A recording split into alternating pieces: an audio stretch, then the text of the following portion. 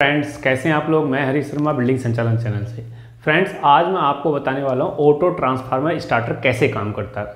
मैं पहले DOL starter, star delta starter, इन सब के बारे में बता चुका हूँ। कितने प्रकार के स्टार्टर्स होते हैं उनके बारे में बता चुका हूँ। तो उसी में ये ऑटो ट्रांसफार्मर स्टार्टर आता है, इसके बारे में मैं आपको बता रहा हूँ। आजकल वैसे ये प्रचलन में नहीं है, ज़्यादा प्रचलन में सॉफ्ट स्टार्टर और VFD हैं, मगर फिर भी हमें जानना चाहिए कि ऑटो ट्रांसफार्मर कैसे काम करता है और ऑटो ट्रांसफार्मर स्टार्टर कैसे काम करता है।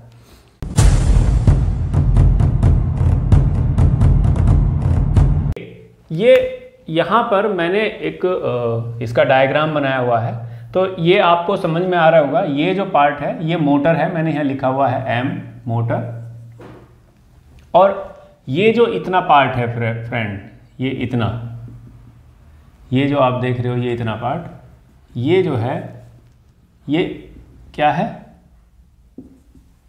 ये है ऑटो ट्रांसफार्मर। ये जो है ये ऑटो ट्रांसफार्मर है, ठीक है। ये जो मैंने बनाया हुआ है ये ऑटो ट्रांसफार्मर है, और ये इसको यूज करके ये सारा जो बनाया हुआ है ये सारा आप इसको कह सकते हैं ऑटो ट्रांसफार्मर स्टार्टर। आइए देखते हैं कितना कैसे कैसे होता है। फ्रेंड देखिए, यहां से क्या है, RYB 3 फेज है। सबसे पहले आप ये समझिए कि ऑटो ट्रांसफार्मर होता क्या है।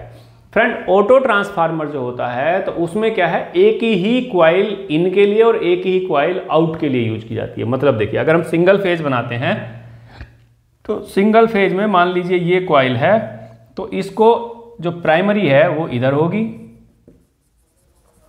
ठीक है। यहां से हम सप्लाई दे देंगे इसके बीच में,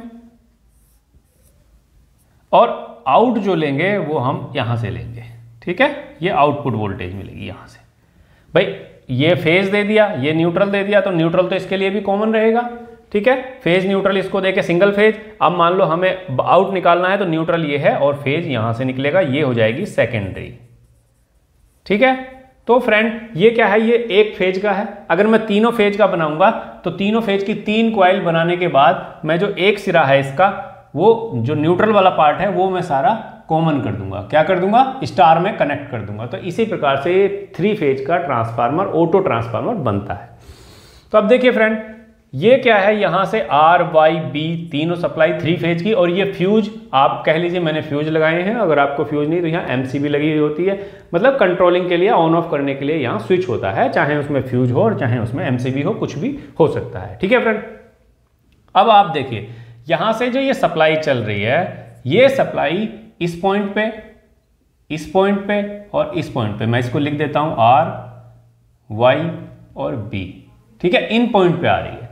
तो इसमें क्या है, एक रोटरी हैंडल, आप मान लीजिए रोटरी हैंडल इस तरीके से लगा हुआ होता है कि इसको हम स्टार्टर की तरफ भी कनेक्ट कर दें, यानी जो ऑटो ट्रांसफार्मर है उसकी तरफ भी कनेक्ट कर दें, और जब ऑटो ट्रांसफार्मर से हमें स्पीड जितनी हमें चाहिए होती है, कम ज़्यादा वो मिल जाए, तो हम उसको डायरेक्ट भी कर दें। देखिए कैसे काम करता है ये फ्रेंड। ये क्या है, ये इतना जो पोर्शन होता है मूवेबल होता है, मीन्स इस पे एक साइड कॉन्टैक्ट लगे होते हैं, इसको इस तरीके से और इस तरीके से मूव कर सकते हैं। जैसे आप लोगों ने देखा होगा कि जो हमारी चक्की रहती थी पुरानी बिजली वाली, उसमें क्या है, स्टार डेल्टा जो स्टार्टर रहता था वो मूवेबल रहता था हैंडल के थ्रू, तो वैसा ही आप इसमें मानिए, ठीक है। ये हैंडल है, गैंग स्विच बोल सकते हैं आप इसको, ये गैंग स्विच है।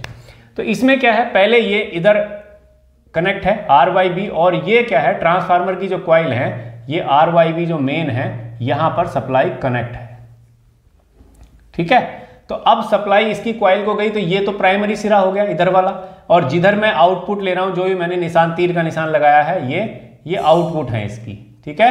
ये Y की आउटपुट है और ये B की आउटपुट है, ये R की आउटपुट, Y की आउटपुट और B की आउटपुट, ठीक है। तो इसमें क्या है फ्रेंड, सप्लाई जाएगी यहां पर, आप देखिए ये डायरेक्ट सप्लाई एक फेज की यहां गई, तो सप्लाई यहां से यहां तक क्या है, वोल्टेज डाउन होगा। इस सिरे पे देखेंगे तो वोल्टेज डाउन होगा, क्योंकि ये क्वाइल है, और क्वाइल में यहां तक आते आते रेजिस्टेंस के थ्रू, क्वाइल के इंडक्शन के थ्रू यहां जो वोल्टेज कम होगी, तो सबसे कम वोल्टेज ऊपर के सिरे पे होगी, ठीक है। तो हमने ये लास्ट में रखा हुआ है।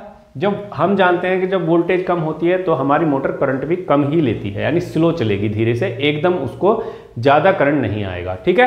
तो ये क्या है, अब देखिए इनिशियली जब हमने इसको कनेक्ट किया, तो फ्रेंड मोटर का जो पार्ट है, ये जो मोटर के लिए है, तो ये मोटर के पार्ट आउटपुट से कनेक्ट होते हैं। जैसे हमने लीवर के ऊपर साइड किया तो सप्लाई यहां से जाके और यहां से ऐसे आके यहाँ से मोटर के आर फेज में आ गई एक कॉइल में, और दूसरी कॉइल में यहाँ से जाके यहाँ से आके और यहाँ आ गई दूसरी कॉइल में, और तीसरी कॉइल में इस जगह से जाके बी फेज के थ्रू होती हुई ऊपर से यहाँ आ गई। तो अब आप देखिए फ्रेंड, इन मोटर तो इसमें सप्लाई तो आ गई, लेकिन अब होगा क्या कि हम इसमें नॉब के थ्रू इसको जो है ये एक तरह से मल्टीपोर्ट होते हैं, मीन्स कॉइल में जैसे हम टैप चेंज करते हैं उसी प्रकार से इसको हम कई सारे टैप में जो कॉइल रहती है कई सारे टैपिंग रहती हैं। तो अभी इस टैपिंग पे है, ठीक है, मान लीजिए इस टैपिंग पे ये तीनों जगह है। अब हम इसको इस टैपिंग पे कर दें, तो जब हम इसको यहां से खिसकाकर दूसरी टैपिंग पे करेंगे तो वोल्टेज और बढ़ जाएगी, क्योंकि नीचे आएगी जितना भी आप सीधा सीधा ये समझिए कि कॉइल जब कम हो जाएगी तो रेजिस्टेंस भी कम हो जाएगा और वोल्टेज बढ़ जाएगी। और जब हम इसको बिल्कुल निचले सिरे पे थर्ड वाले पे यहां ले आएंगे, आउटपुट वाले को, इनको नॉब को, ये मूवेबल रहता है, तो वोल्टेज बिल्कुल डायरेक्ट हो जाएगी। एक तरह से जो वोल्टेज हम यहां से दे रहे हैं वही डायरेक्ट यहां से घूम के आएगी। और फिर हम उस केस में क्या करते हैं, इस लीवर को बजाय ऊपर न रख करके पूरे को नीचे घुमा देते हैं, और जब नीचे घुमाते हैं तो ये लीवर आके यहां कनेक्ट हो जाता है और ये आउटपुट यहां कनेक्ट हो जाएगी इससे। समझ गए? मतलब ये सप्लाई जो आर फेज है वो यहां आके डायरेक्ट जाएगा। अब ठीक है, ऐसा अरेंजमेंट कर देते हैं। ऐसे ही वाई वाला यहां कनेक्ट कर देंगे नीचे घुमा करके, और फिर आउटपुट जो जाएगी वो इसके थ्रू ऐसे घूम के और ऐसे आउटपुट डायरेक्ट यहां आ जाएगी। ऐसे ही फ्रेंड बी फेज को यहां कनेक्ट कर देंगे और ये जो है फिर आउटपुट यहां से जाएगी ऐसे होके और इससे होके ऐसे जाएगी। मतलब अब क्या हो गया, ये डायरेक्ट हो गया।